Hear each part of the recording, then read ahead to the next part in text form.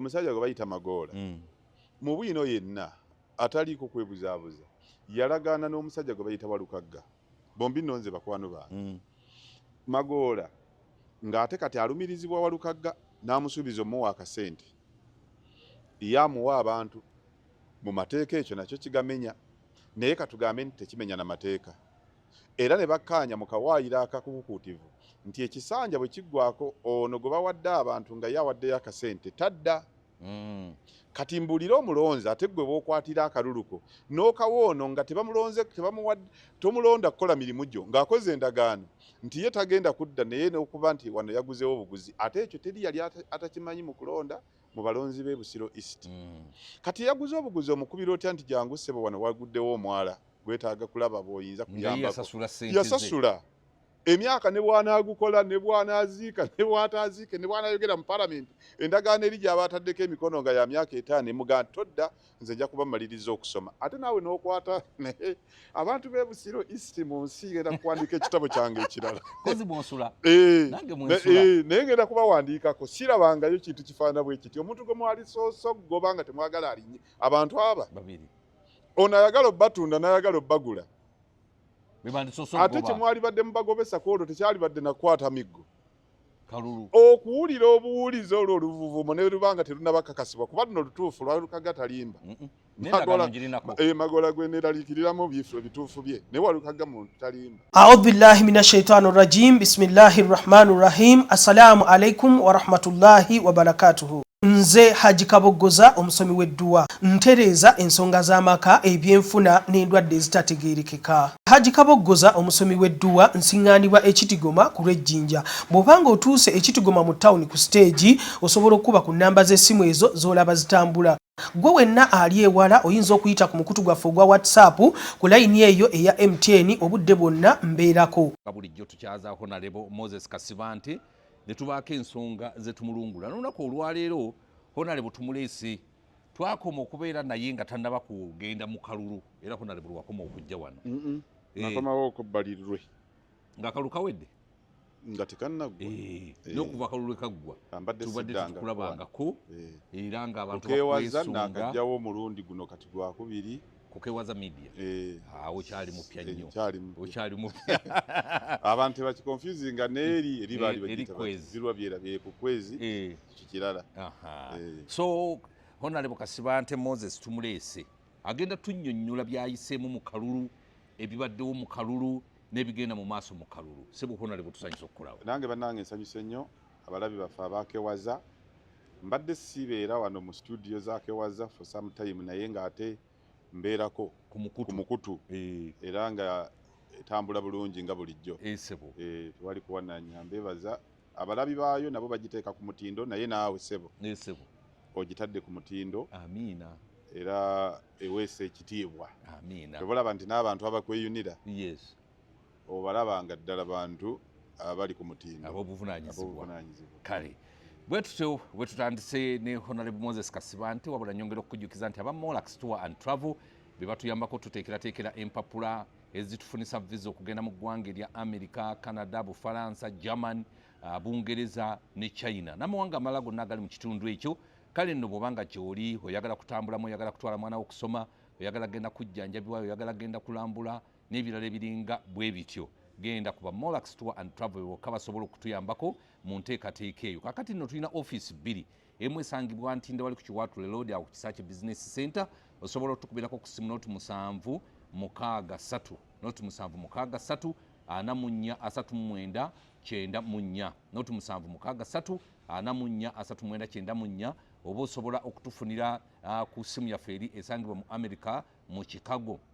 otekako ka +185 73 12 37 23 +185 73 12 37 23 aba Molax Tour and Travel ojja kubanga obamaliriza. Akati tulinawo era abakulu abalala aba Genuine Estate. Aba Genuine Estate be batuyamba okutukufunira ettaka okuva ku fuuti 5 ku 10 okutukira ddala ku acres zonna z'oyagala. Bw'obanga oyagala ttaka erituufu eriri mu mikono emituufu ery'ekyapa aba Genuine Estate tubabuusa maaso. Tulina ettaka ku nguudo zonna ezifuluma ekibuga Kampala ne mu bitundu by'eggwanga ebyenjawulo. Oyagala kuzimba nnyumba, kuzimba ssomero, faamu n'ebirala ebiringa ebyo, genda ku Genuine House wali ewakiso ojja kubanga obafunye. Bali ku 0753 mukaaga noti 799 noti 753 mukaaga noti 799 ojja kubanga obafuna. Honorable Kasibande. Yes sir. Ebintu byonna obiraba ebibadde mu kalulu. Akalulu akayitamu n'okalaba. Aka meya okabaddemu, akuba president okabaddemu, akaba honorable aba MPs okabaddemu. Generally akalulu okalabye otya akana akawedde? Well, akalulu kano omanyi omuganda kanjogere bwenti nti abantu kisembayo kye basinga okumanya. Akalulu kano kabadde ka bubbi. Kabaddemu obubbi. Kabadde ka bubbi ng'ate tebabba kalulu. Nga babba buwanguzi. Ebyakalulu nga babitadde wali. Ekyokubiri ngenda kubyogerako bonna bompadde obudde bumala. Akalulu kano enjuyi ebbiri ezibadde zisinga obunene n'enkizo. Omuli olw'ekibiina kya NRM ekiri mu buyinza. N'ekibiina kya NUP ekibadde ne presidential candidate avuganyiza ennyo Yoweri Kaguta Museveni. Kabalaga enjawulo abantu gye batajjaayo bulungi. Kalaga nti oluuyi olwa National Resistance Movement olw'ekibiina ekiri mu buyinza lwali lwetegese okukola ekyo kye lwakola. Lwali lwakyeteekerateekera okukola ekyo kye lwakola okunyaga obuwanguzi n'okubba akalulu. Lwakyetegekera bulungi. Oludda olwa NUP naye n'opposition okutwalira awamu naffe nga mwetuli lwaki njogera ku bali nti be baali ab'enkizo be baali bakulembedde mu kalulu ke twogerako. Terulina kye lwetegekera mu ebyo bye lwali lwagala okukola. Tetugamba tetweteekateeka bulungi yadde wabula bye lwali lwagala okukola lwabyogerako era nga birumanyi naye tebyabyetegekera. Wadde obiteeka mu nkola. Yadde obiteeka anti kyotategese tosobola kiteeka mu nkola. Kyova olaba nti olwaleero njagala okyaza wano ab'NUP era ojja kwongera okubakyaza. Njagala batubuulire waawaali Tale Center ey'obululu bwa NUP. Obw'obululu bwa NUP ku presidential. Tale Center yeyamba ebintu bibiri. Nti kyekibeera ekitebe ekitaba enteekateeka y'okulonda electoral polling process okuva ku makya saawa emu lwe baggulawo box mu ggwanga lyonna okutuuka box lwe zituuka ku Tale Center eya national. Nga muvunaanyizibwa ku nteekateeka zonna. Ekitebe ekyo bwe kitabaawo tewabaawo ataba. Era ekitebe ekyo tekirina kuba kyakyama kubanga wateekwa okubaayo abagamba nti ku ssaawa 3 bano ebox esangiddwa ejjudde. Basobola okugenda ne bayogera mu mawulire naye gye balipootinga administratively wabeera ku Tale Center. Eya NUP yaliwa. Simanyi bwe yali. Ekitegeeza nti olunaku lw'okulonda lwonna National Unity Platform teyaluli mu mitambo. Ekitebe kyali kiggale. Ekitebe ne Tale Center byanjawulo.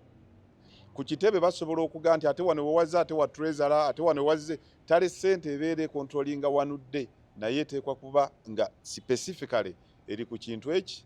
kalulu. So tewabaawo nti ate wano wewagenze ate wa Secretary General for as long as ali ku Tale Center aba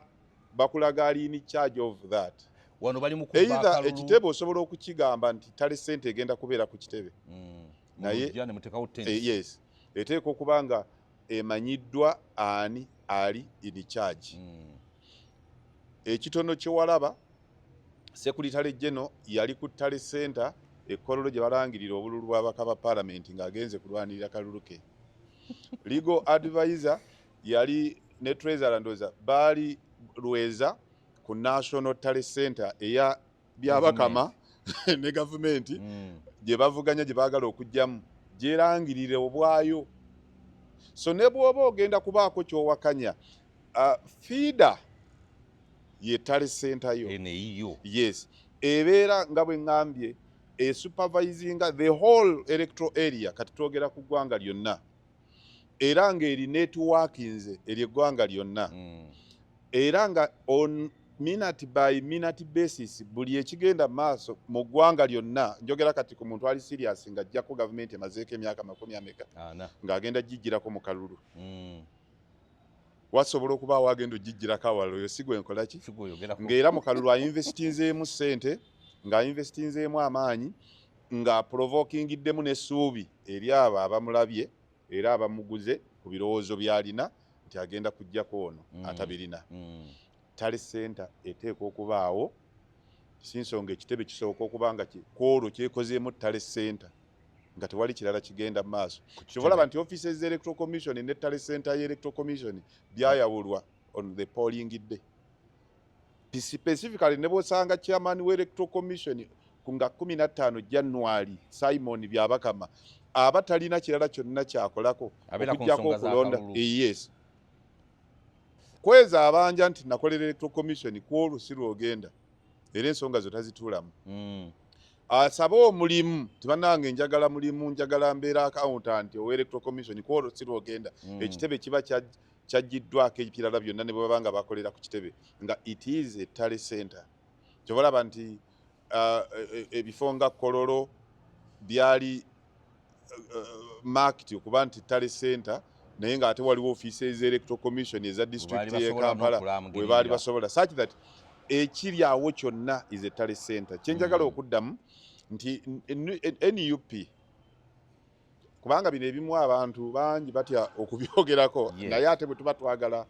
okulaba nti tukola way forward n'okutereeza ensobi bino byenkulaga byemu kubigiraga nti teyalina nteekateeka era teyali neeteefuteefu kutwala buyinza ngebuyisa ku lunaku lw'okulonda nga 15 January abwagala tale center eteekwa okubaawo nga naali in charge of that particular tale center amanyiddwa ne hotline zimanyiddwa country wide si mu administrative n'abantu obuntu abasobola okukuba essimu nga si bannakibiina abagu nti bannange eno nsanze bababba talina essimu gyakuba tiwaaliwo ali in charge of that polling process on the day 15th January olwaliko okulonda ekyo kiraga tewaaliwo okweteekateeka okumala okujjako nga waaliwo enteekateeka ey'okukyusa obukulembeze nga tebayita ku lunaku lwa 15 January era nina manyi nti polling stations nyingi including ezaali mu Kampala ezitaaliko ba agent ba president yes nga ne mu Kampala tokoliko ba agent yes aba president ye nalina candidate mu Lubaga South Mukaku nga nzi in charge of emiruka egiwerako Busega Natete manyi nti DR forms eza president eza NUP zasigala zihanginga nga tewali azipikinga nga tewali agent yes mu Kampala nkimanyi era wano nekuga nti muzireetere nenga nti bazikuleetere anti okuzikuŋŋaanya nange nayagala ozikuŋŋaanya naye nga simanyi wali tale center ngenda zitwalawa kitegeeza nyinza okuba ne property y'abantu ng'ate waliwo wesimanyi so eteekwa okuba declared publicly kyenkulaga nti ne loopholes ezifaana bwe zityo zizibikiranga buli omu amanyi niwono mu Kampala wennyini nali Busega wewakuuma era nsobola okunoonya abaana bazigira ne mbagamba bambuuza nange simanyi we baziteeka kuba nange nakuba essimu bana tale center liruddawa tale center teri amanyi weeri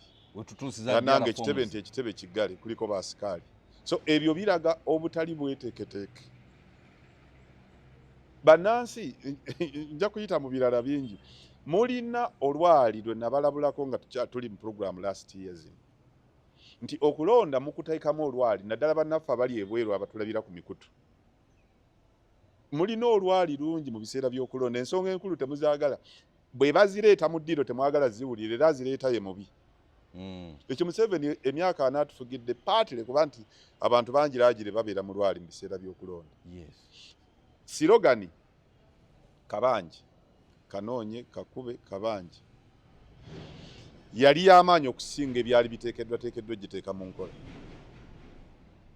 Slogan y'amaanyi okusinga.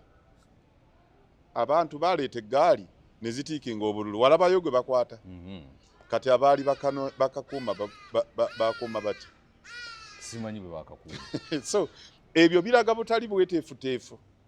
kubanga nezeekamuli byala fomuzi zasigala nze gye nnali ekamuli.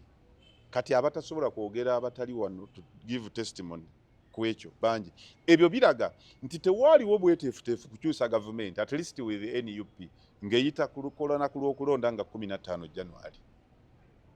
Era biraga nti ebintu bino bye twayogerangako abamu nga temusobola kubiwulira kubanga olwali gavumenti ye NRM lwefunamu tetwagala kumanya. Museveni ayagala abatayagala kumanya. Era buli lw'owulira Kapere tetwagala kumanya bwe temutubuulira aba awakanya gw'atasobola ayogera gw'atasobola ku reasoninga. Kati abantu bawano baagala ebintu ebyangu era olunaku lw'okulonda balwerabira nti lukola ku myaka egi 5 ne bazza mu bubonero. Kabonero gundi umbrella teaching oba kuliko kifaananyi oba kuliko kiwojjolo oba kuliko kikenembe teaching olwo lwali nakugamba wano njagala okukiddamu. Museveni mu Buganda atuwangulira emirundi ebiri. Yes, era gyombi yagifunye. Omulundi ogusooka gwego okubanga waliwo constituencies zasobola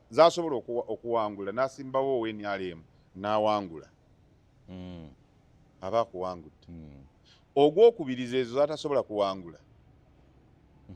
Oludda olusobola okumuwangula ne lusimbawo atasobola kumuchalenjinga ne bwawangula Museveni aba awangula. Era obuwanguzi bwennyini bw'oba oleese omuntu atasobola kuchalenjinga nze owange. Gwe mbuulira oba Museveni abadde asobola okulya gonja n'amumalayo nga Ssemujju Nganda ali ku fulo. Oba Museveni abadde asobola okulya omunwe gwa kasooli n'agumaliriza nga yagutandise empuuga ayimiridde ku fula ya Parliament. Oba Museveni abadde asobola okunywa obusere ekikopo n'akimalamu nga Abedi Bwanika tannamaliriza kwogera mu Parliament. Asooka kateeka wali n'awuliriza. Oba Museveni abadde asobola okulya akalooke ne kamubukala nga Lukwago atuuzizza press conference nga Lord Mayor okwogera ku bitagenda bulungi mu Kampala. Kakati ebyo bw'omala okubyebuuza tandika okulaba abaddidde bano mu bigere. Museveni wabatanywa mwenge for the first time yagunyweddeko olw'essanyu. Yes, yakuwangudde nti ekifo ekyo tasobola kukiwangula ng'akozesezza NRM. Naye kyabadde atya kuba opposition abakibeeramu opposition yennyini ereese nga ne bw'anaayogera talina byayogera g'omuntu atasobola n'obutabitegeera. Gwegende eyazze mu bigere by'ewa Medadi onga nti bw'aba ayogera Museveni aga nti asooka gonja oyo agira abeera ogende yagenze mu bigere byawe ekitiibwa Mpuuga ogende nti Museveni bw'anaaba ayogera agenda ga nti musooke mulindeko. Ogende yagenze ewa Dr. Abedi Bwanika ogende yazze ku bwa Lord Mayor n'ewa Ssemujju ogende yazze ku ewa Ssemujju n'abalala ogende yazze ku ewa Abayiga Lulume n'abalala besobola kumalayo. Kakati ebyo kwe kwempawalinga gw'otayagala mu lwalirwo. Kuba wano mu Buganda abantu okusinga ebifo bingi tebaalonze be baagala. Tebaalonze be beetaaga kankitereze. Tebaalonze be beetaaga baasudde be baagala. Mu Buganda ebifo bingi abalonzi tebaalonze be beetaaga. Tebaalonze nedda baasudde be beetaaga.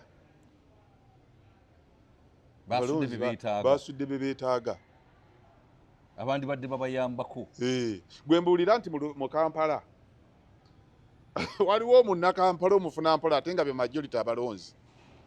nga services za Lukwago nga Lord Mayor abadde tazaagala. Zibadde zisinga n'obubayamba. Mumbulire ng'alina kye yeetaaga ku services z'omuntu gwe bayita eyamuddidde mu bigere. bali mwezo ti omuntu abwageze amu ng'enjonyesa gye babajonyesa mu Kampala beetaga Kampala olutalo lwalimu luli wakati w'abantu babiri bagagga n'abaavu kituufu mwabaavu buli w'okolera omulimu gwo ogw'obwavu omugagga omulabikira bubi ali mu Kampala ayagala oveewo kyeweetaaga ye defender asobola okulwanirira omwavu ng'akozesa amateeka era kubanga poloti y'abalema bino okugaa nti ngenda kufuna omukubi w'ebikonde nga tewaliwo ntebe ya gavumenti gyesasula ng'agibeeramu akuba bikonde poloti y'abalema eyinza okuba mu lusuubo si bokka bino byenkubuulira ababodaboda bannanga abawuliriza mugenda kibatwala mwalondedde mu lwali abatembeyi mwe muyinza n'obutatuusa ku kulayira ekibatwala mwalondedde mu lwayi ab'obutale obuwerako obuli mu bifo ebitannaba gazeted ng'ate bwe businga obungi mu Kampala mugenda ekibatwala mwalondedde mu lwali n'abalala bangi besisobola kubabuulira wano so mwadoneetinze mmwe tewali muntu ng'agamba nti mu Kampala ye yabadde asinga kwagala nga mufuna mpola nga nze nti ng'ayagala balimu ezo nga tayagala Lukwago omwetaaga ne bwe yali badde nga ekibuga Uganda ekikampala nga Uganda yonna kibuga ng'omulodi Lukwago omwetaaga bwe ngamba nti waliwo omuntu w'e East babajonyesa abo ku ttaka nga services za munnabateeka gwe bayita Medad akale amaggwa nga tazaagala ku police level musobola okubanga muli bagagga mujja mugula kubanga era gyali asigadde professional emirimu agifuna naye ku police level mbaka wa parliament asobola okuvayo naga nti abantu bano mubasengula mu bukyamu olw'ensonga eno n'eno najjayo amateeka ate nga asobola okugayimirirako ebweru munda mu parliament ebweru wa parliament ne mu kooti n'abagaleese ne basooka basiriikirira muŋŋambe ate abantu b'e Busiro East bannange tewali bantu basinze kumalamu maanyi nga b'e Busiro East buli Busiro East erimu university eziwera nnya ate bazisomeramu tebabeera mu Busiro East naye kale zaali abazisomeramu bava walala university sebeetereza emmanju waayo awo n'atasomye neyeeyisanga ewe Makerere emmanju waayo tekiba kyekimu naye kyeŋŋamba abantu babiri ne batuula omu n'akola ne munne endagaano ng'amugamba nti kakati gwe nkuwadde nsasulaayo ssente bwe ziti nze nkuwa abantu bange naye bwe mmala ekisanja kino bwe kiggwako gwe todda kakati mmwe endagaano temulinawe mugiteereddeko mukono mwabalonzi ne mugenda ne mugamba nti endagaano kubanga ono omusajja gwe bayita Magoola mu bwino yenna ataliiko kwebuzaabuza yalagaana n'omusajja gwe bayita Walukagga bombi nno nze bakwano bange Magoola ng'ate kati alumirizibwa Walukagga n'amusuubiza omuwa akasente yamuwa abantu mu mateeka ekyo nakyo kigamenya naye katugambe nti tekimenya na mateeka era ne bakkaanya mu kawaayiro akakukuutivu nti ekisanja bwe kiggwako ono gwe bawadde abantu nga yawaddeyo akasente tadda kati mbuulira omulonzi ate gwe bookwatira akaluluko n'okawoono nga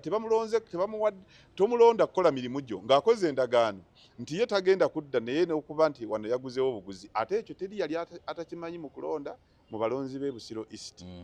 kati yaguze obuguzi omukubira otya nti jangu ssebo wano waguddewo omwala gwetaaga kulaba bw'oyinza kuyambako yasasula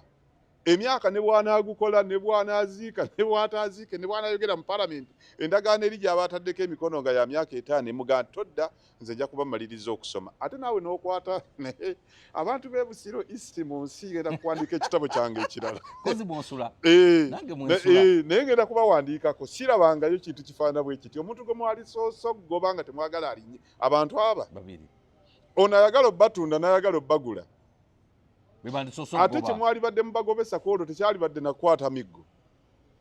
okuwulira obuwulizi olwo oluvuvumo ne lubanga terunabakakasibwa kuba luno lutuufu Walukagga talimba Magoola gwe neeraliikiriramu bituufu bye naye Walukagga muntu talimba musajja wa mazima omusajja agandi namugamba nampa akatundutundu ajja kumalayo era yabikola naye kakati gwe omuntu w'e Busiro East oyinza otya okuba ng'ono akuguze ate omuwagidde nti ate oluvannyuma neyakutunze mu 231 naye omuwagire bantu mmwe akatabu sijja kafulumya kati nja kafulumya 32 inshallah mukama nga mpadde obulamu kubanga kajja kuba ka kitundutundu njagala kati ono kati hafu nagifunye eyo ne yaguze ne yatunze mwawagidde yabaguze ne mu mwaka lulu teyabbye kati njagala kulabako mu 3 nga naye abatunze naye mumukoze eki mumugobye nga mumuwagidde kati bawagidde Magoola eyabaguze nga buli omu akimanyi era beeyagala Magoola era nze n'abavubuka bangi awo embeera nabo mukyengera awo watya bakkiranyiza ono yamuwadde akasente tugenda mumuwa kitegeeza bawagidde eyabaguze kati njagala ekisanja kiggweko mbalinde mu 231 ate bagende bawagira Walukaga ntegeere nti neyabatunda naye bamukoze eki bamuwadde kati mu katabo kali nteekeko omutwe gwe sijja kwogera wano kubanga omulundi gumu omugenzi agikyanje mukama mumuze mirembe musaasire n'ebyamusobako waaliwo ensiitaano nnene wakati wa Kagame pulezidenti wa Rwanda kwolwo ne pulezidenti Museveni wa Uganda naye omulundi gumu nga eze omwezi mulamba Kagame ayogera bikikinike nono ayogera bikikinike kati Kagame najja amawulire ne gakuba nti Kagame ayise Museveni basisinkane ku boda Gatuna boda bebagiyita Gatuna omanya nti saidi ye Rwanda gye basinkanira bwe bagiyita Katuna omanya nti bajja kusinkanira wa Uganda kati Haji Kyanjo mu bigambo bye naga nti ngenda nina ekitabo kyange sinafuna kyempandiikamu naye nakiteekako omutwe abajega mu senkyale eno naga nti naye Pulezidenti Museveni bw'anaasuka n'agenda e Gatuna lwenja okusooka okuwandiika mu kitabo ekyo sijjukira oba yagenda oba teyagenda era sijjukira bw'aba yagenda ekitabo saakisomako okutegeera yawandiika mu ki naye ab'ebusiro East Half nagifunye mwaddidde omusajja alinako munne bwino nga nammwe mukimanyi nti yabaguze buguzi n'abagula nga temunnalonda n'awaayo omuwendo gwo ogwa ssente nammwe ne mumuwagira ekitegeeza nti mwetunda kati njagala ndabe mu 231 nga Walukaga amaliriza okusoma kubanga ekyamutundisa abantu kusinziira ku bigambo bye addeyo aweze ebitabo ebisobola okwenkana elevo ate ndowooza era yali babirina mu biseera ebyo akomewo abantu bemmwe abasange be yatunda kati njagala kulaba eyabagula mwamuwadde Magoola yayitamu nga tabbye kati njagala kulaba oba neyabatunda naye munaamuwagira ekitabo kyange kijjule nkifulumye tombuuza omutwe ogunaabeerako kubulidde ogwakyanja ogwaliko mujje olwali mu kulonda mwekwasa obuntu obutono mu biseera by'okulonda akabonero teri kabonero kwogera fe waffe ambuleera neeyogera oba omuti ne gwogera nza akabonero k'ekibiina kyange muti ku kyalo tekusula muntu naye oli omusangaga nti ngenda kulonda muti ngenda kulonda mbuleera ekitayogero kyagazaaki obubonero izi anadresi mu kiseera ky'okulonda yeyagundi naye gwe ne fesito gifuddeeko eryoku n'omuntu tomufuddeeko tomulabanga wadde ng'asumikira mu lumbe goga nti mutuma bwogezi mu paalamenti olwali lwe muteekamu mulowooza nti mulina be mukosa kuba mmwe mulonda be muteetaaga ne mulonda be mwagala naye nga be mwagala temubeetaaga mwenna buli wooyita bw'ogenda ekirabaga nti bannange Ssemujju tumwetaaga temwamulonze mwalonze gwe mwagala naye nga temumwetaaga bw'ogenda e Busiro East beetaadirwega tubadde tumwetaaga naye mwalonze gwe mwagala wabula nga temumwetaaga kituufu n'ojja mu Kampala obuloodi ne mumuwa obuntu nga mumwagala naye nga temumwetaaga nali wano ku bwa meeya ne mbagamba nti munneetaaga ne mbabulya ne polisi bwe bababba ku property rates bwe bababba kasasiro byonna temwabiwuliza ne mubiwa akabonero nga tekalina kye kabannyonnyodde muleeta olwali ne mujjawo ensonga ennene mu kiseera ky'okulonda naye olwali olwo lugenda kubakosa mujja kwewuunya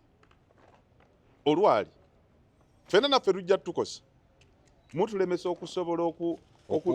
okuweereza ne mulonda obubonero butasobola kuweereza kyova olaba wonna okuva ku boda ya Uganda ekisolo okutuuka e Moroto wano mu Buganda nga ffe tusinga abalonzi abangi tewabaddewo celebration za victory tewabaddewo okujaganya mwana ate be balonze babeetaaga omuntu amala okulonaga nti ennonzi kikapere yo kye kibadde kwambuleera nti kigundi kale ekyo kyempadde naye nga sikimanyi ate ayinza okujaganya so mwalonze be mwagala be muteetaaga temusobola bajaguliza tewabaddewo bino bye tuyita okubba okulonda kuno kwabaddemu okubba awe nyo tukomerawo njogera kubajjukiza nti nno Nana Herbal Mouthwash ke kadagala kokka kusobola okweyambisa okulaba nga otereza erinnyo lyo erinnyo bwe libanga livaamu omusaayi erinnyo likunyenyeera lirimu ekituli bw'olisennya owulira ng'ofa Nana Herbal Mouthwash lyeryokka erisobola okujjanjaba eddagala lino lisangibwa mu matundiro g'amadagala gonna wano mu ggwanga era bw'otuuka babuuze nti nno bane kanana ko kali katya ojja kubanga okafunawo butereevu kakati gwe ali ebweru w'eggwanga Nana osobola okumufuna mu bintu awatuukira ebintu bya bannayuganda owulirako nalebo seba akantu kano ka mulembe nnyo okafunawa okafuna mu famase zonna kawunyanga apple tutya nakateeka mu gundi si butwa anti nze mbeera nako owunyanga nze mbwetaddemu dagala kale nno mukanoonye wonna we musobola ninawo n'akadagala akalala ka chocomel kano nno kayambako naddala ng'olina fatiika ennyingo zikuluma oyimiridde okoye mwabali eweeru w'eggwanga akantu kano mukeetaaga nnyo nammwe abakola emirimu egy'amaanyi wano mu ggwanga konalibu abasajja babanoga emmwanyi abakola ki beetaaga akantu kano ka chocomel kayongeramu n'okuboostinga immunity y'omuntu ne kagiboostinga n'obeera nga oyina nguvu kale nno obutunda wano nedda nsobola okusasula nanga kalange wembusanga nsasule kati bw'ogenda mu famasi akawo kawulidde kali kawunya akawo okawulidde bagamba ate ndoza n'akamwa kakawunyisa bulungi kakati waliwo yaŋŋambye nti lwaki tukagira ne tufuuyirako neeno neŋŋamba bajja bakolera akalala ak'okufuuyira kawulidde akawo katuufu kawo ka mulembe nnyo chocomel genda okasange matundiro g'eddagala gwonna wano mu kibuga Kampala obuuza chocomel gwe okafune osobole okutereera mwe abali ebweru w'eggwanga mbagambye awatukira ebintu bya bannayuganda akantu kano wojja okukasanga osobole okutereera Nana Herbal Mouthwash ly'eddagala ettuufu lye neekakasa mu kujjanjaba endwadde z'amannyo musange mu famasi zonna nga bali wamu ne Chocmel omutwe gukuluma musujja mugongo magulu oba teweewulira bulungi nywa Chocmel okwongera amaanyi mu basirikale b'omubiri gwo okulwanyisa n'okutangira endwadde eddagala lya Chocmel lisange mu famasi zonna lyakakasibwa ne NDA eddagala tukamaze abantu wabalabye ennonda gye balonze nasiriikiridde nalina musajja wange bigiru ekamuli ng'ayogera ebyensonga ne twekamula obusente bwonna ne tubuwa abantu abanyabe ekamuli ate bubayina enkola honalebo olumala okwogera nga basimba layini nibo bate babagambye obalaba badduma bajja nga buli omu asimba layini twavayo kati bawoza twakola ensobi honalebo jangu otandike omundu ogujja tujja kukuwa anti abawe sente kyebabala bw'atandika sente ziba mu saturation n'oli yayiseemu aba akola ki akankana abantu baffe nabo baleme kulowooza nti tuli bajega nnyo bwe batyo bannange oli naye emyaka 18 gye jakkirizibwa okulonda tulonze lwakubiri tonnonze nange bwe bankola banga nti naye twalonze kijega senga otandikirawo kwanza okutandikawo okukola ki temumanyi kwegana nakutandikawo okuzina mazina bwembeera mu kampeyini mutuzinisa mazina kakati so ntandikirewo gazina nembaganze enkola yange si bwetyo mmwe mukuuma ekiseera kituuse omulonzi naddala wano mu Buganda ku kyegyo kye mutandise okukola okunoonya abantu be mwetaaga ne mubasikiriza okusinga okubanga abantu abalina services ze basobola okukola ennungi gye muli be balina okubanoonya naye ng'ate be bajja gye muli mubazinisa mazina amazina gasusse wano mu Buganda tewabadde mazina mu biseera bya kunoonya kalulu nze we natandikira okulonda mu 96 nali polling agent wa Dr. Paulo Kawanga Semogere naye sina laleze mu Kampala ne Wakiso ze saagendako ne Inojulo yali wano gundi kati we bajja wano yali kololo ne waliwo endala gye yakuba wano wansinga ku Centenary Park nembulo lw'abantu abangi nakwata ate ly'Ejjinja Road nali yanga biri gumu ate mbadde nkakakatidde ddala naye kambabuulire ekimu ku bitabangawo ekibadde wano nze ne mu bululu obuzzeeko nze mbadde at the center of most of the special announcements publicity in general buli wa Dr. Besigye mu 96 sinyo nali sinaba kukakata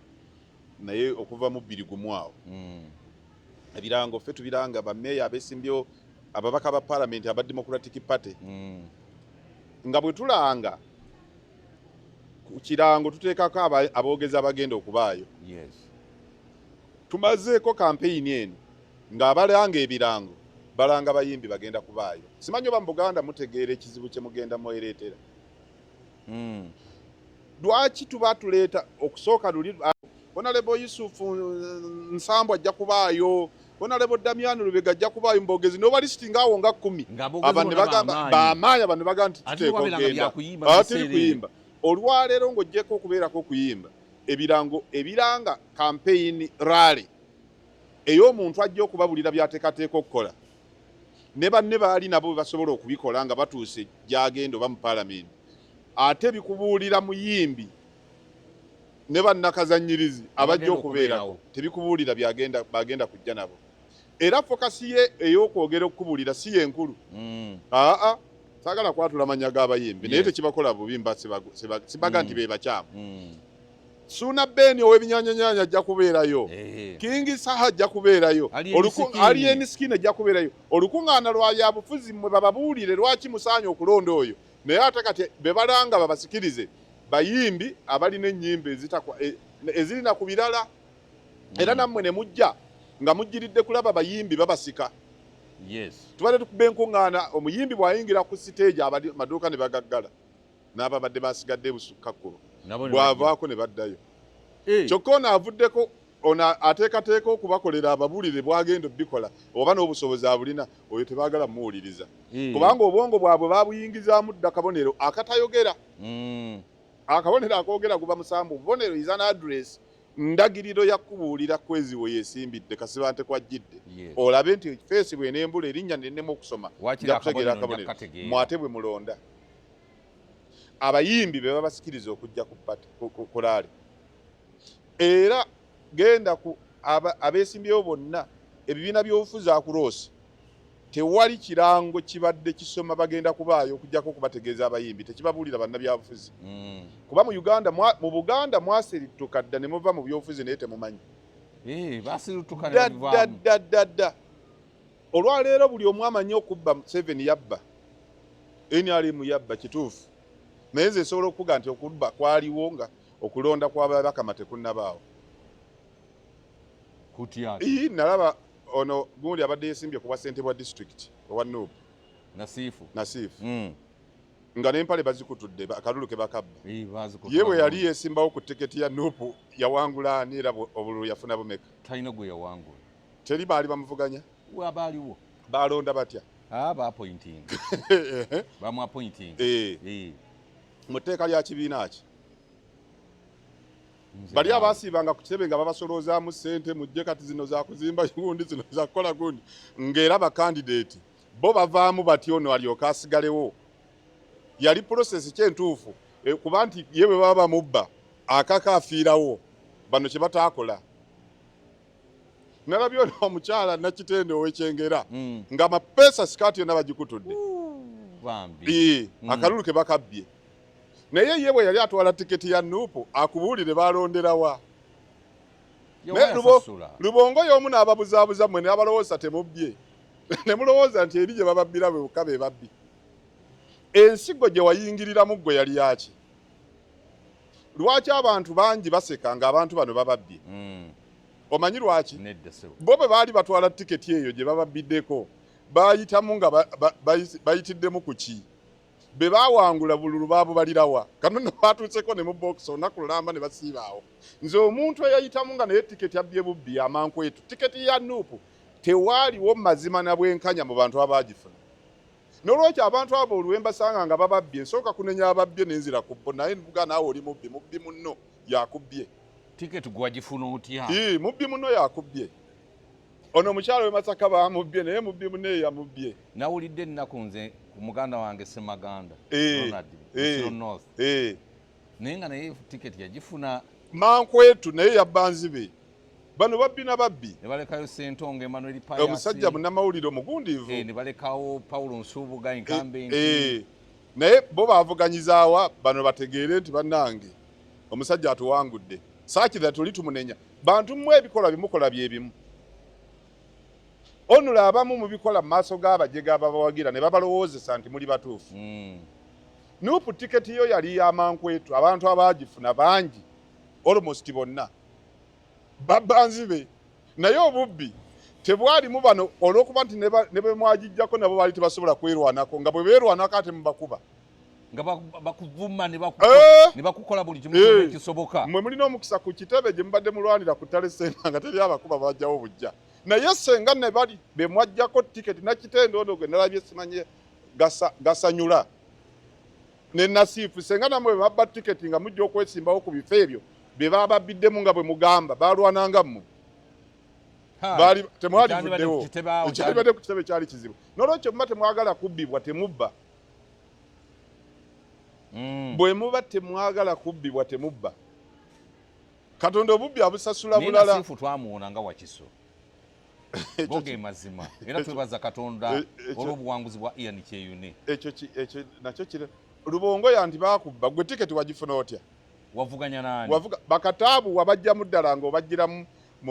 mugundi ki okujjako black mailing n'abasindika eri gye bakulangirira nga tonnaba ne nomination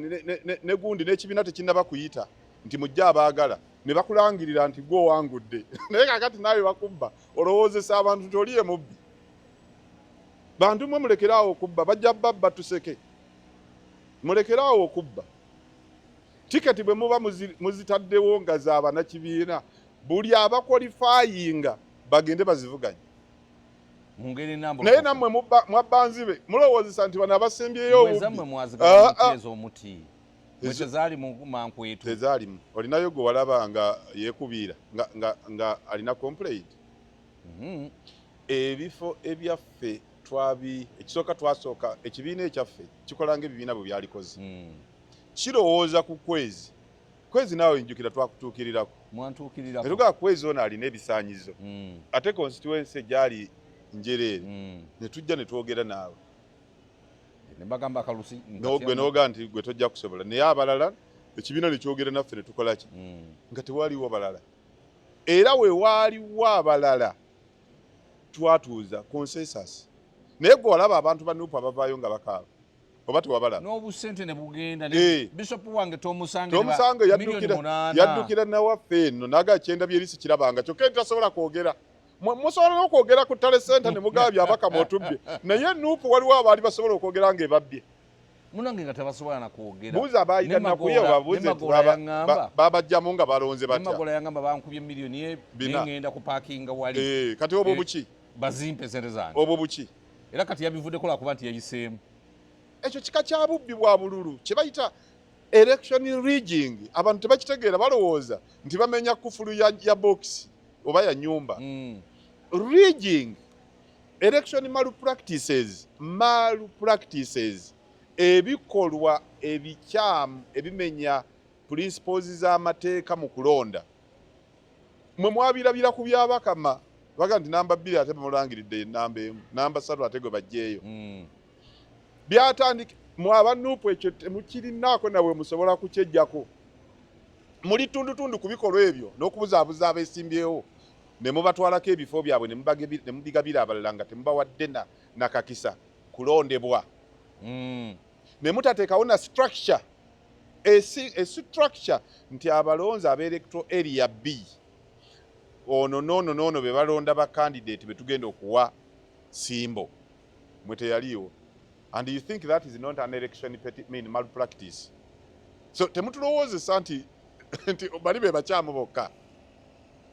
Mutulowoozesa nti bw'osanga omusazi w'ensawo ng'abbye essente ku musazi w'ensawo munne n'olwekyo ono yaba omukyamu. Honorable ebyo byonna ebikolwa bikyamu. Ensonga ya Muwanga Kivumbi okubanga bamukulu Sseggona kakati be basituse ne mukulu Erias Lukwago ogenda omuwolereza ng'ate Honorable Muwanga Kivumbi yakulemberamu okulaba nti nno bafuna okugwa okwo kwe baagwa ate nga banywanyi bo bonna gw'ogyogerako ki? Ekisooka nsympathizinga ne Honorable Muwanga Kivumbi, munywanyi wange, tuva wamu, tukulidde wamu, tweraba okuva mu buto era ne mu byobufuzi ate ne tuzanya ebyobufuzi wamu, ebyamutuukako n'ebikyalimu tusaba ffenna Katonda amusaasire amuvunuse embeera bw'etyo. Naye ku kino ky'obuuzizza, Muwanga asobola okuba nga alina kye yakola nga ye kalakita ye bwetyo bwemulagira ku kyaffe banywanyi be, naye kalakita zaffe za njawulo. Wakati waffe tewaliwo alowooza nti waliwo bwasobola okusanga munne nga Bbira nga mu kifo ky'okumukwata omukono amusike ate alina kumwongerako kigere akkirire ddala agende ku ntobo y'ennyanja. Ekyo tekiri, si bye bimu ku byaffe, ate tetulina kubanga tukkaanya mu buli kyonna. Temulina kukkaanya? Tetulina kukkaanya. Ekibiina kyaffe ekyo kye muyita the group of 7 ekyassuubi gw'omanyi akikulira muffe omusanvu. Si mulwanya mulise mwogerere? Ngamba muffe omusanvu. Simumanyi. Omanyi omuwanika waakyo? Omanyi whoever leadership position? Okujjako okubamanyi obumanya kati buli kyolowoozaako, buli omu ssentebe, buli omu musuubi mumyuka wa ssentebe, buli omu musuubi muwanika, buli omu musuubi sekuritale. Tubeere nga twenkana. Twatambulako emyaka 10, twatambula emyaka mingi, naye at least emyaka 10 gyenjukira, gumu 2 3 4, nga bw'olaba ababiri omanya n'abataano gwe tonnabalaba naye weebali mu kifo ekyo. Nga senga kakutanda wano mu Uganda nga si mirimu nti eno parliamentary committee egenze eno oba looya Sseggona ne Lukwago babadde balina okwolereza so and so, naye oba mu mikolo mu constituencies zaffe ez'enjawulo, naye katugambe woteeri something like a leisure, si family naye muri leisure time, bw'olaba ababiri omanya abataano gwe tonnabalaba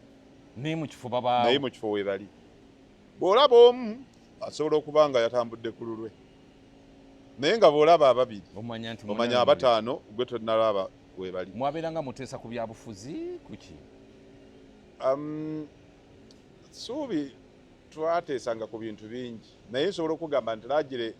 ebiteeso byaffe nga olw'okuba buli omu muwandiisi nga tetusinkana nti jangu tuteese ku kwezi, mujje tuteese ku kwezi, naye nga bwe tuba tulina okusinkana tusinkana ate nga tusinkanye kuteesa, naye nga tulina okumanya buli omu ebimukwatako okuva ku domestic affairs. Lwaki Muwanga Kivumbi owa Ssuubi ogwo no oyo aba munywanyi wa Mukago yabavaamu n'afuuka ekyo kye yafuuka? Tatuvangamu. Bino abadde abyogera bwogezi naye nga munda birala ebiriyo. At one time twakkiriza nti bannaffe abamu bali mu buwambe, naye ng'okusobola okwera nako oluusi nga kyetaagisa okukuba amayinja ewaabwe era tetusobola kubanenya. Waliwo obuwambe obulabikidde mu kibiina ky'NUP gwe walowoozaako nti Nambooza asobola okutuuza olukuŋŋaana n'aga nti baatumye nze nsuula empooga, era n'olabanga mu mutima akyeyagaliramu agwe ate nga mu mativu. Kakati obwo bwali just buwambe, teyali ye, naye abakuwamba basobola okugamba nti kola kino, konkone ewuwo obagambe nti nkomyewo lwa bulungi ndeese n'omugenyi, naye ng'eno oli ku gaani point. So ekyo tosobola kinenyeza muganda wo nti akonkona atya ewange. So kakati Muwanga Kivumbi awo we yali? Yes, era ekyo kasita tumanya nti buwambe ebiddirira. Naye yakonfesinga nti yali mu buwambe oba mwe mumulowoleza bulowooleza? Teyeetaaga konfesinga. naye nga muwango genda kati ate tulina na external coordinator Lagire banamateeka baffe Elias Lukwago ne Medad ate balina orders as external coordinator ezabawaliriza okuyingira mu musango orders as external coordinator mu external coordinator mulina amanya ono naye waggulu waffe yali asingayo obukulu yekka fabala twenkana external coordinator eyalagira nti mbuli ngeri yonna wano mulina okuyingirawo so naye nga nekiri kyenkugambye tetumutwalanga eyo atulyamu olukwe okumukyawa era tekiriimu bukyayina kamu mujja kutambula wamu naye tutambula wamu tuli naye ne famire mu bulungi ne mu bubi musajja mwe nga mulina omutima omulungi nga mulina omutima ogw'okwagala kakati ku myaka gino gy'olina kwezi bw'oba tonsingako nze nkusinga tetwenkana naye ffenna tuli mu 5 mu tolowooza nti osobola okukwanayo emikwano emipya negibeera perfect tosobola emikwano bagikwanira mu myaka 30 abali mu 30s nga temunnafuna mikwano gya kuwangaala najjo mukola ensobi nnene temujja gifuna ne mukyalawo ne boona omuwasa ku myaka 4 nga temwali mukwano gwe ku myaka 3 ajja kuba just mukyalawo naye nga si mukwano gwe kituufu ekyo kyoyogera the best you can do ku myaka 3 kulowooza era okutandika okuidentifyinga mwabo abasobola okuba mikwano gyo tebalina kuba bangi bw'ofuna omukisa n'ofuna 10 beta bw'ofuna aba 3 beta naye wateeka okubaayo mikwano gyo ejja ddala ate egyo toddamu kufuna mukisa gwonna abasajja bidandi n'ekintu musoke n'abalala balina emikago era egy'ekivubuka ne leero tebali mu kibiina kimu omu ne gavumenti yemulabirira omulala yagiteekako n'ekibiina ekirabika nga kikola kabufuba okugisuula naye tolowooza nti waliwo ekizibu ekituuka ku omu omulala n'atagendayo bagenda kubanga emikwano gyabwe gya mu 30s so ku myaka 3 nina mukwano gwange birimu ye Daniel ali eyo kooki dwaniro nabadde mulootako n'ekiro ni mukwano gwange ngamba nti birimu ye nga ndudde omulaba nga ndowooza kuvuga moroka ngende kooki ngende musange mubuuzeeko obeera mutuufu tewali mulala omanyi n'emikwa abooluganda betuzaalibwa nabo olw'okuba nti emyaka 3 gibayitako nga buli omu kati ewaffe Butambala omulala yagenda Masaka omulala temulina bondi ebateeka wamu kubanga muli ba mukwano musigaza kuba nti muli ba luganda ono yakuddako naye emikwano gyo gy'obadde nagyo mu myaka 3 ne mutandika obulamu ne muba mwenna ne mwetegeera myaka 3 egyo gibeeramu okusoomoozebwa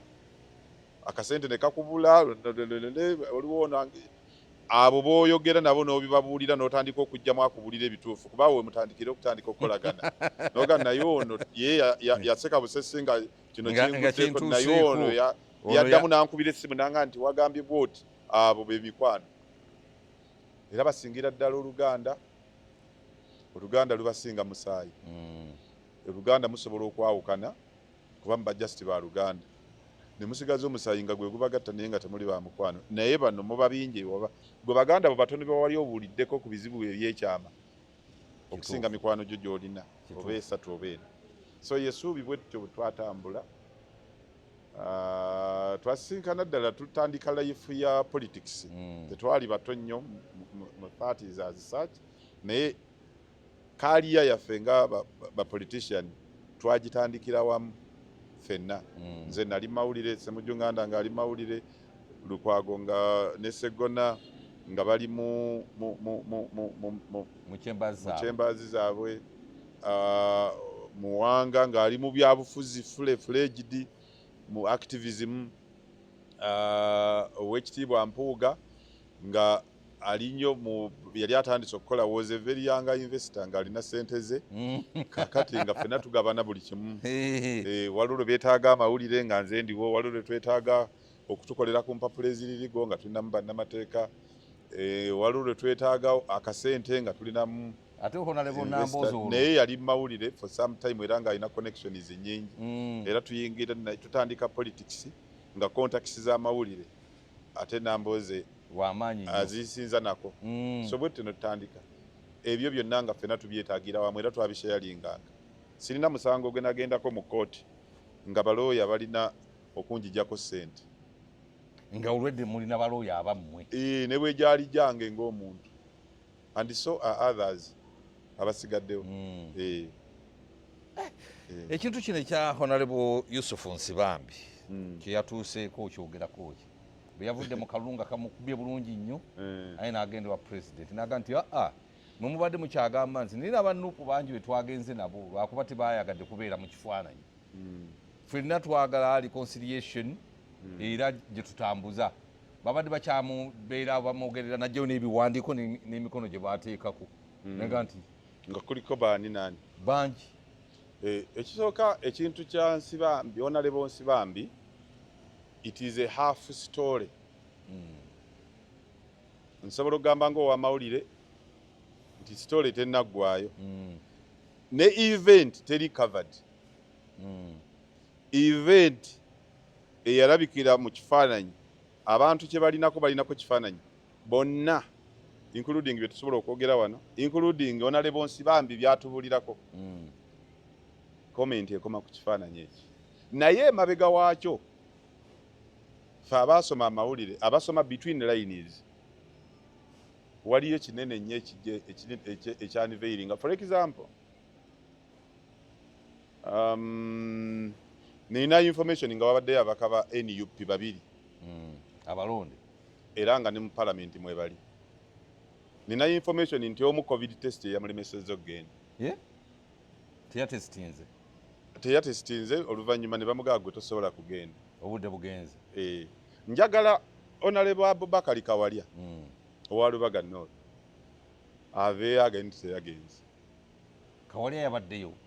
njagala Honorable Dennis Sekabira wakati kamu North aveeyo agende teyagenze njagala Honorable Evans Kanyike wani Bokoto East aveeyo atuyamba agende teyabaddeyo njagala omukyala gwe bayita Nabatanzi Farid baye wa Women League mu Nuupu aveeyo agende teyabaddeyo bonna babaddeyo kansoke nkubuulireko abo mweyo just event mwe gye muliikako ekifaananyi Kawalya yabaddeyo ye aveeyo agende teyabaddeyo gundi Sekabira Dennis yabaddeyo aveeyo agende teyabaddeyo ani omulala Nabatanzi Farid yakulira ndoozi abakyala weeyo buyikwe naye ndoozi yakulira abakyala mwene yuko ali mu parliament ye tali mu parliament aveeyo agende teyabaddeyo Kanyike Bukoto East aveeyo agambe nti teyabaddeyo Kayemba Solo aveeyo agambe nti covid test si yamulemesezza Kayemba Solo naye yabadde agenda aveeyo agambe nti covid test si yamulemesezza so lagire saagala nnyo commentinga ku kye mutanaba kutegeera mu abantu kubanga mulina haafu temusoma between lines Honorable Nsibambi agamba twagenze n'abanuupu olabanga yeeyogeza I have mentioned abo banna baveeyo n'owokutaano baveeyo bagambe nti tebagenze n'ono test ya covid kye yamuganya era bwe baba balemereddwa okwennyonnyolako mugamba ajje njagala Secretary General owa Nuupu Lubongoya aveeyo agambe nti tamanyi bano bagenze kubanga mu abantu mulina ekintu kye mwafuna tetwagala kumanya naye ekyo kijja kubasibako abantu tetwagala kubimanya ebyo yesu oba toyagala kumanya then olina kubanga kisolo ojja kufugibwanga kisolo tebulaba nti ebimunze mbyebuuza era ngenda kumaliriza wano nga mbuuza ekibuuzo Bobi Wine yeyeekwese oba abeekwese oba abamunoonya be bamukwese owange ffena tukyatabuddwa ekibuuzo twali amunoonya kyekisooka so mu Uganda omuli military eno egende Nairobi mu Kenya neekuulayo Kano Kizza Besigye nemuyisa ku booda nga teyagala kumanya bikwata ku mateeka ga nsi yonna international law nti ate mulimu komando eyatendekebwa gwetamanyangako asobola okuleeta aba Al Jazeera n'akola interview Al Jazeera ne bafuluma ne bagenda n'agendako ewuwe ewaabwe gye bamuzaala n'alima ku bijja nabyo n'abimaliriza n'abeerako mu bwayisaawo ng'alya ku malawundi n'agendako n'emukono n'abuulira munywanyi we nti njijja naye ndya mpuuta alinja kubawo bakuba emiggo n'ebbaawo giri egyaka naye nga abajega bamunoonya so bwe kiba bwe kiti bannaye abajega bano be batufuza emyaka 4 ng'asobola okuholdinga press conference ne international media to the tune of Al Jazeera ne batamanya nengenda nenima ku bijja nga bannoonya ne batamanya nengendako n'emukono nendi empuuta nga mala nakubulira munywanyi wange nti njija ne batamanya naye bwayisaawo nendyawo ku malawundi ne batamanya abajega bano babanga batukunkumudde emyaka 4 ffe tuli bakya bategeera tagala komaawo wala ojja kuwuzisa enseko kakati gwe mu bufunze gwolowooza nti nno gavumenti yekwese omukulu oba omukulu atuzannyemu ku bbiri kubanga yo gavumenti yeegaanaga nti terina kyemwagaza temunoonya temuliiko nze kyentidde kyentya nti wano abasajja basobola okukola obwakomando ne banoonya omusajja mu woteeri e Nairobi ne bamuyisa ku nsalo nga teri byakuwaayo sebonebwa abaani okuyita ku nsalo awo nga tolikiriya Sauda Madada yali ku levo ya bwakansala bwe bamumma tiketi neyekyakuula n'alinnya baasi n'alinnya agende bamusanga atannasala Madada mu budada bwe niye ne bamukwata naye waliwo avuganya Museveni okumutuusa ku levo eyo asobola okutuuza international press Al Jazeera wano bayingiranga abadiplomati kubanga amawulire ebeera public gyoba oyogera nayo era kyova olaba bwombuuza wano ekibuuzo ebimu binyiize naye ate bwekwata public gye mba nkoze eki mba njala kukwata ttaayi kati ate eri international community BBC, Al Jazeera, CBS News, CNN ezo international community gye boyogera nayo so bwe bajja wano babanga bayingiranga abadiplomati abeera cleared foreign office ebeera in control security in charge okuga nti munnamawulire tomanyi ekyatuuka kabaka wa Saudi Arabia mulangira munnamawulire senga tusebe obulangira bwe baba b'amaanyi gomanye kyalituuseewo so protection gye babawa ebeera ya diplomat so ne bagibawa naye nga tebamanyi we balaze ekyo ne kiggwa mukulu n'agenda n'alima ku bijja ekyo ne kiggwa mukulu n'ayitako ebwayiise ekyo ne kiggwa n'asoma ku butabo bonna waali ekyo ne kiggwa n'abajega bano batufuga batya emyaka 40 nga bajega bwe batyo basobola kufuna muntu oyo gwe beetaaga kankomaawo sewo kale honorable ffe twebaza bwebaza olw'omulimu omunene gwokola bwojjano kukewaza n'osomesa naye obula nnyo kyekizibu kye tulina abantu baffe nobateeka ku bunkingi so tukwetaaga obeere ng'ojja ate tetumanyi kakati mukulu mpuuga kyazzaako mu myaka 5 gino ne mukulu Abedi Bwanika naawe ne DF yonna okutwaliza awamu DF tujja kuba ne press conference very soon paving way forward kikye tuzaako very soon kubanga kati mu kiseera kino tulabanga opposition efotoose nnyo tulindiridde mu myaka gino 5 baani abavaayo kwa upliftinga ekifaananyi kya opposition eddewo nga bwe yali kubanga kakati netuddamu wano netukuba akalulu oyinza okugamba nga Bobi Wine afunye miliyoni egi obulwama mulondera mulwali kubanga kakati ate abantu bazibu nnyo ate nekirala kankubuulire okulonda okwaliwo abantu ku 100 abeewandiisa kwalondako just about 50 5 tegalonda omanyi lwaki abantu mwabamalamu dda amaanyi kine bwe tunawangula tebajja tulangirira mwabamalamu dda amaanyi